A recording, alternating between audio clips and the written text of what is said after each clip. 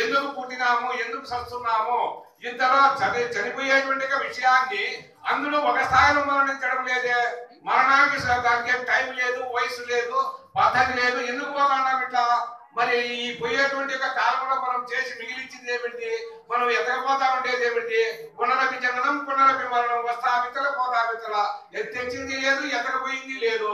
నడవంతరాలంతా ఈ సంతను ఏర్పాటు చేసుకొని దీన్ని ఏదో శాశ్వతమని, దీన్నే స్థిరమని చెప్పి నమ్మి దేహాభిమానాన్ని, ఆత్మాభిమానాన్ని, సంసారాభిమానాలను తగులగట్టుకొని భగవంతుడి స్మరణకు గాని, ధ్యానములకు గాని, సత్కార్యములకు గాని ఏమాత్రం ఈ మనసు అనేటువంటిది అవకాశం ఇవ్వకుండా మహావేగంగా పరిగెత్తుతా ఉంది బయట ప్రపంచం పైన.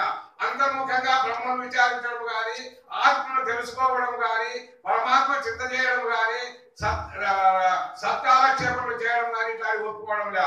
అందుకోసము శుభమైనటువంటి ఏమిటంటే పరమాత్మని చింత చేసి జన్మరహస్యాన్ని తెలుసుకోవాల. ఇది ఏమిటో ఉండాలి పరమాత్మ యొక్క తత్వము.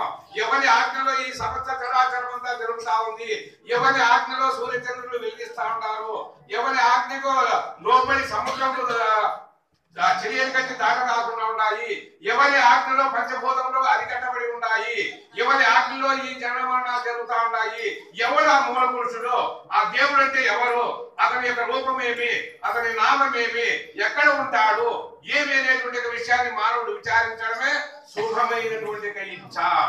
అది శుభేచ్ఛ అంటే దానికి కారణం. ఆ విధంగా విచారించి శుభేచ్ఛ అయిన తర్వాత తను మానుస శుభేచ్ఛ విచారణలోకి పోతాడు. ఎట్లా విచారిస్తాడు? సద్గ్రంథముల ద్వారా, పెద్దల ద్వారా, భక్తుల ద్వారా ఇట్లా సంఘాల్లోకి వచ్చి చెప్పేటువంటి ధర్మాలను, భక్తి జ్ఞాన వైరాగ్యాలను సంపాదించి వేద మంత్రాలను దానిని పరిశీలన చేసి దానిని పారాయణ చేసేటువంటిది విచారణ. అది రెండో మెట్టుకు ఎక్కినాడు అని. మొదటి సంకల్పం మంచిది పుట్టింది, రెండవ సంకల్పంలో పోయినాడు. అట్లే ఉండలే, ఆ గ్రంథాలు విచారిస్తా ఉన్నాడు, పెద్దల దగ్గరికి పోతా ఉన్నాడు, భజనలు వింటా ఉన్నాడు, చేస్తా ఉన్నాడు. ఇదంతా విచారణ, శుభేచ్ఛ విచారణ. తను మానుస. ఇంకా మూడో మెట్టుకు వచ్చినాడు. మూడో మెట్టుకు ఎట్లా వచ్చినాడు? తను మానుస అంటే మనస్సు అంటే ఏమిటి, ఇంద్రియాలంటే ఏంటివి, ఆత్మ అంటే ఏమి, ఇందులో ఉండబడినటువంటి శరీర తత్వాలు ఎన్ని ఉన్నాయి, ఇందులో నేననేటువంటి వాడని ఎవరు, పరమాత్మ అంటే ఏమి, జీవాత్మ అంటే ఏమి, ఇది ఎట్లా, ఈ యొక్క తనువు యొక్క రహస్యం ఏమిటి. అప్పుడు బయట వ్యవహారాన్ని వదిలిపెట్టి మనస్సును శరీరాన్ని విచారిస్తాడు. తను మానుస తన యొక్క దేహతత్వాన్ని తెలుసుకుంటాడు. మనస్సు ఎట్లా పుట్టింది? అది వాయుభూతానికి పుట్టింది. బుద్ధి ఎట్లా పుట్టింది? అగ్నిభూతానికి పుట్టింది. చిత్తం ఎట్లా పుట్టింది? జలభూతానికి పుట్టింది. అహంకారం ఎట్లా పుట్టింది? పృథ్వీ భూతానికి పుట్టింది. జ్ఞానం ఎక్కడ పుట్టింది? ఆకాశ భూతానికి పుట్టింది. ఈ నాలుగు నాలో ఉండి ఆడిస్తా ఉంటాయి కదా. మనస్సు, బుద్ధి, చిత్తము, అహంకారము. మనస్సు అనేటువంటిది సంకల్పిస్తా ఉంది, ఏం పని చేయాలపోతానికి అనుకుంటుంది. చిత్తం అనేది చింత చేస్తుంది, మరి అవుతుందా కాదా అని అది ఒకసారి చింత చేస్తుంది. ఇంకా బుద్ధి అనేటువంటిది నిర్ణయిస్తుంది, అదేమన్నా కానీ పని చేయాలి, ఆ పని అది అయిపోవాలి అని బుద్ధి పక్క నుండి నిర్ణయిస్తా ఉంది. ఇదంతా అయిపోయి కరచరణాది వైభవంపుల ద్వారా పోయి ఆ పనిని సంపూర్ణం చేసిన తర్వాత ఇంటికి వచ్చి కూర్చొని అప్పులో సాగుంది. అహంకారం ముందు లేదు. నేను పోకపోతే ఆ పనే జరగదు, నేను లేకపోతే అవునోదే. ఇది పెద్ద దరిద్రం మానవునికి. అందుకే ధర్మబంధాలను మెడికేసుకుంటా ఉండేది. అహమును వదిలిపెట్టి యుద్ధం చేయవచ్చునా, నీకు పాపం లేదన్నాడు. 18 అక్షోహిణీల సైన్యాన్ని చంపితే అర్జునుడికి పాపం లేదు. ఎందువల్ల లేదు? అహము లేదు, నేను అనేది లేదు ఆయనలో. పరమాత్మను ముందర పెట్టుకున్నాడు, పరమాత్మకి ఇచ్చేసినాడు, కర్తవ్యాలన్నీ ఆయనకి ఇచ్చేసినాడు. నిమిత్త మాత్రమే నిలబడుకొని యుద్ధం చేస్తా ఉన్నాడు. మనం చేసేది కూడా యుద్ధమే, మనం దినం చేస్తా ఉండే సంసారం కూడా యుద్ధమే. మనం ఎట్లా చేయాలా? అహంకారాన్ని విధంగా చేయాలా.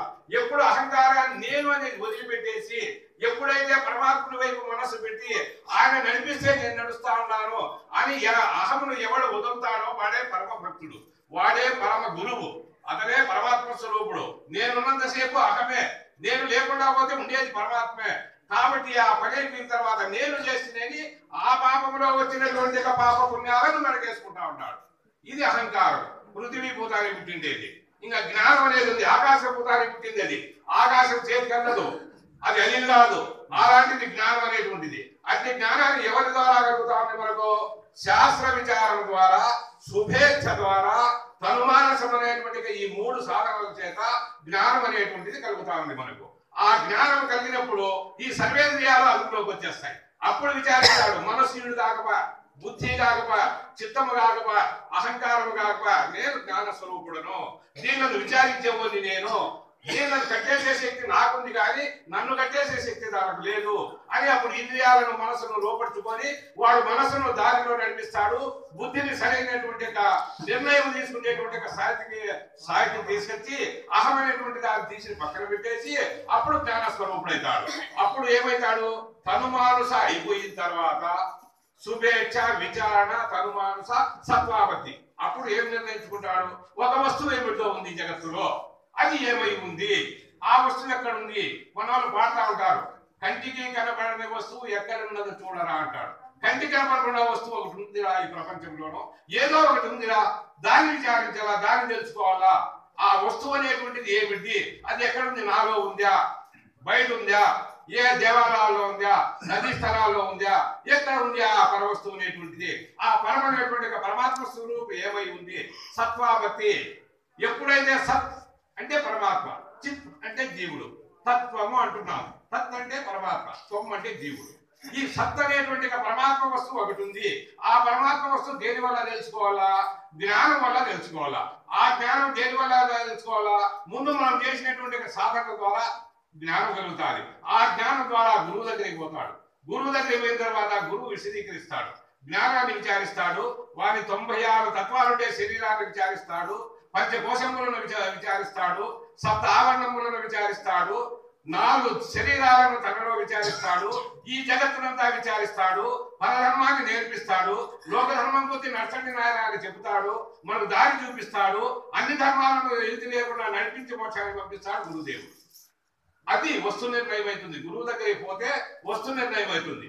అప్పుడు సత్తాపత్తి అసంసక్త నావిక దాన్ని దాటుకొని అవతల పోయినాడు. అసంసక్త నావిక ఆ స్థితికి పోయినటువంటి వాడు ఏమైతాడు? అసంసక్తి. ఈ ప్రపంచం పైన భ్రాంతి ఉండదు, సంసారం పైన భ్రాంతి ఉండదు, ఈ లోక వ్యవహారాల పైన మనసు పోదు, ఈ జగత్తులో ఉండేటువంటి దృశ్యక్ చందనమని దాని విషయాలు మనస్సు లేకుండా పరమాత్మని నిశ్చలతత్వం కలిగి ఏకాగ్రత కలిగి నిరంతరము ఏమై ఉంటాడంటే వాడు ఒక ఉన్మాది వలె తయారైపోతాడు. ఉన్మాది అంటే మన పనికి రాకుండా పోతాడు అనుకోవద్దండి. చాలా చురుగ్గా ఉంటాడు, చాలా తెలివిగా పనిచేస్తా ఉంటాడు, చాలా భవబంధాల్లో వెళ్ళిపోకుండా పోతా ఉంటాడు, చాలా జ్ఞాని స్థిత ప్రజ్ఞుడై ఉంటాడు. ఆ పరవస్తువునందు మనసు లగ్నమైనటువంటి వాడు ఎలా ఉంటాడంటే ఒక ఉదాహరణ చెప్తున్నాం. మనము దారి నుంచి పోతా ఉన్నాం అనుకోండి, ఒక వ్యక్తి ఎదురుగా వచ్చినాడు, మనం ఏదో ఆలోచనలో పోతా ఉంటాము. అంత దూరం పోయిన తర్వాత ఇంకొక వ్యక్తి ఎదురుగా వస్తాడు, అలాంటి మనిషి వచ్చినేమయ్యా నీకు ఎదురుగా అంటాడు. వచ్చేదాన్ని నేను గమనించి ఆయన ఎవరో నేను గమనించలేదు. పోయిన వాస్తవమే, పోయి వేసుకొని పోయినాడు, కానీ ఏ మనిషి ఒక గమనం లేదు. అంటే నువ్వు ఎక్కడున్నావు? అప్పుడు కన్నులు లేవా ఆయన చూసిందానికి? అక్కడ మనసు లేదా నీకు? దేనివల్ల నువ్వు మళ్ళీ చెప్పలేకుండా ఉన్నావు? ఆ స్థితి ఎక్కడ ఉంటుంది? వారి ఆలోచనలో ఉంటుంది.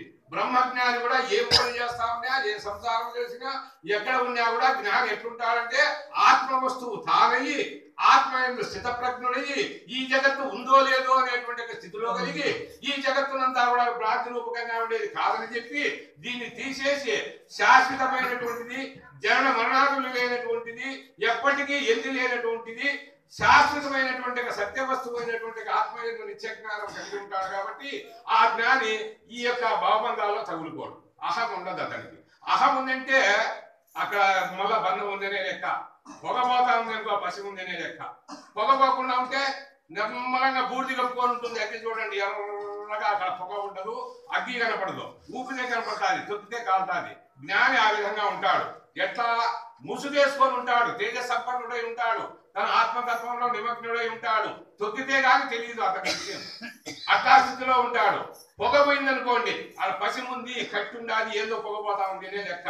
అంటే అహంకారం ఎక్కడ ఉంటుందో అక్కడ వారి యొక్క చర్య అప్పుడే కనపడతా ఉంటుంది. వారి ప్రవర్తన, వారి మాట, వారి నడవడికి, వారి యొక్క అహమును అక్కడక్కడ చూపించుకుంటా ఉంటాడు. కానీ పొగ లేకుండా పోతే నివురు తప్పిన నిప్పులే ఉంటాడు జ్ఞాని. అది సత్వాపత్తి అవుతాది. అసంసక్త నామిక అయిపోయింది. ఇంకా తురీయ భావన. ఇంకా తురీయం అంటే అది కేవలము జన్మరహితమైనటువంటి స్థితి. ఏ కారణము చేతనో ప్రేరేపింపబడతాడే గాని తన యొక్క సొంత సంకల్పముల చేత దేనిని పట్టించుకోడు. నలుగురు ఉన్నామనుకోండి, పోతా ఉంటాము, స్వామి కాఫీ తాగుదాం రాండి, పనైనా తాగుదాం. హిందీ పదం పలానా పదం ఆ పని చేద్దాం చేద్దాంలే, ఇది వద్దా వద్దులే అంటే ఎవరి ప్రేరేపణ వలన జరుగుతూ ఉంటుంది. ఇంట్లో భార్య ఉంటుంది, ఏమండి మనం ఇట్లంటే మన సంతానం పోతాలే పని పోతాలే, వాడు పిల్లోడు ఉంటాడు దండిస్తాడు, ఎట్లా ఇట్లా ఖర్చు పెడితే లేదు పోండి అంటాడు.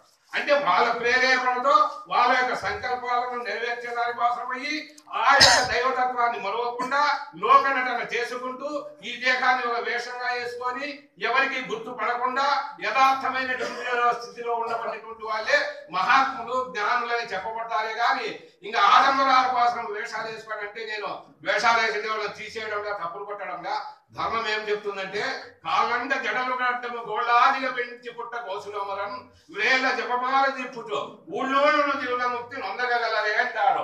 గడ్డాలు పెంచుకొని దీక్షలు పెంచుకొని రుద్రాక్షలు వేసుకొని కాషాయ వస్త్రం వేసుకుంటే మహాత్ములు వేసుకొని వాళ్ళని నేను తప్పులు పట్టడంగా అయితే దేహ పోషణ కోసం అయ్యి వేషాన్ని మార్చుకొని గాంభీర్యం కోసము అట్టహాసం కోసము వేసుకుంటే అది బంధమే అవుతుంది కానీ విముక్తి కాదు.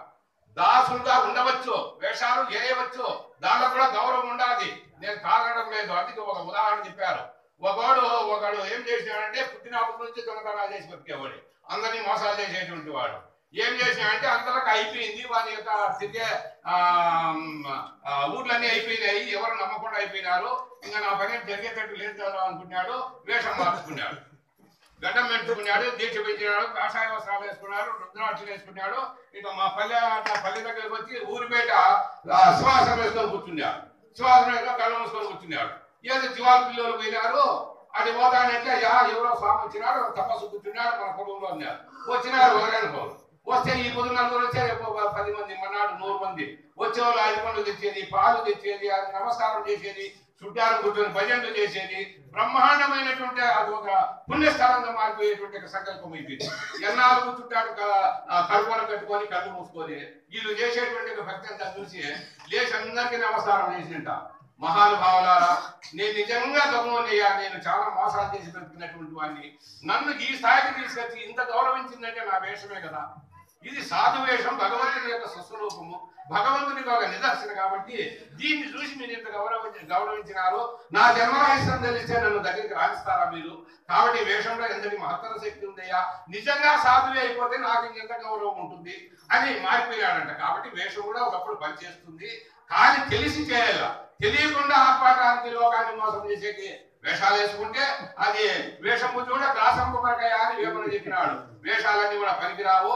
నిశ్చలమైనటువంటి భక్తి జ్ఞాన వైరాగ్యములు కలగల్లా అంటే మనలో ఉండబడినటువంటి ఆత్మతత్వం చక్కబడాలా, తన ఆత్మను తాను ఒప్పించుకోవాలా, తన మనస్సును స్వాధీనంలో పెట్టుకోవాలా, నడిచేటువంటి దారి సక్రమంగా ఉండాలా, ధర్మం తప్పకుండా ప్రవర్తించాలా. భాగ్య ధర్మం కావచ్చు, ఆత్మధర్మం కావచ్చు, ఏ కులాచార ధర్మాలు కావచ్చు, ఎవరి ధర్మాలు ఎవరు తప్పకూడదు.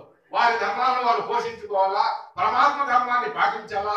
మనం జన్మరహితమైనటువంటి ఆ స్థితిలో మనం పయనించి మనం ముందుకు పోతూ వస్తే సద్గురుదేవుని కరుణ మన పైన ఉంటుంది. ఎప్పుడు కూడా గురుదేవుడు మనల్ని ఎంత కాసుకొని ఉంటాడు చూడండి. నేను ఎక్కువ గొప్పలు చెప్పుకోరాదు, కానీ నా అనుభవంలో గురుశక్తి ఎట్లాంటి అనేది బాగా చవి చూసినాను. బాగా నాకు గురువు అంటే ఎంతటి వాడు, ఆయన శక్తి ఎంతటిది, ఆయన యొక్క మహిమ ఎలాంటిది అనేటువంటి యొక్క సాధన కావాలంటే వాడు చచ్చిపోవాలి, అహము చచ్చిపోవాలి. అహము చచ్చిపోయి పరోపకారార్థమయ్యి పాటుపడాలా, 10 మంది మేలుకోవాలా, శత్రువునైనా కూడా దైవం రక్షించని అనేటువంటి భావం కలిగి ఉండాలా. ఇటువంటి ఒక సద్గుణములు కలిగినప్పుడే మన యొక్క గురుదయ, మనకు గురుని యొక్క కరుణ, గురుని యొక్క సంకల్పము మన పైన ఉంటుంది. కానీ మనసులో ఒకటి, మాటలో ఒకటి, ప్రవర్తన ఒకటి, చెప్పేది ఒకటి, చేసేది ఒకటి, ఇలాంటి యొక్క ప్రవర్తనలో ఉంటే దైవం నమ్మడు, గురుని యొక్క మహిమ మనకు చూపించదు. కాబట్టి మనము చచ్చిపోయి ఉండాలా. చచ్చిపోయి ఉండడం అంటే ఎట్లా? ఏమైనా కానీ నేను ఎక్కడ కనపడకుండా అంటే మేలు స్వామి, నన్ను ఎవరు గౌరవించకుండా అంటే మేలు, నా స్థితిలో నన్ను ఉన్నదిస్తే మేలు అనేటువంటి ఒక స్థితిలో దేహమే అబద్ధమైనప్పుడు మళ్ళీ దేహ భ్రాంతి కానీ, ఆత్మభ్రాంతి కానీ, లోక భ్రాంతి కానీ అవసరం ఉంది ఆయనకు ఉండదు. కాబట్టి ఇవన్నీ కూడా పరోపకారార్థమై మహాత్ములు కూడా వ్యవహారం చేస్తూ ఉంటారు, వాళ్ళ కోసం పాటుపడుతూ ఉంటారు. జీవితం అంతా కూడా ఆత్మార్పణ చేసుకొని గురుసేవలో నిమగ్నులైతే మనం ధన్యులమవుతాము. కాబట్టి టైం నాకు కూడా చాలా అయిపోయింది, 15 నిమిషాలు అంటే ఇంకా ఎక్కువ అయిపోయింది అని నాకు టైం చూడలేదు నేను. కాబట్టి దయచేసి ఇంకా భజనలో మాత్రము అందరూ పోటీలు పెట్టుకోకుండా స్వామి మన రామకృష్ణ స్వామి అవకాశం ఇస్తా వస్తాడు ప్రతి సంఘానికి కూడా అందరూ కూడా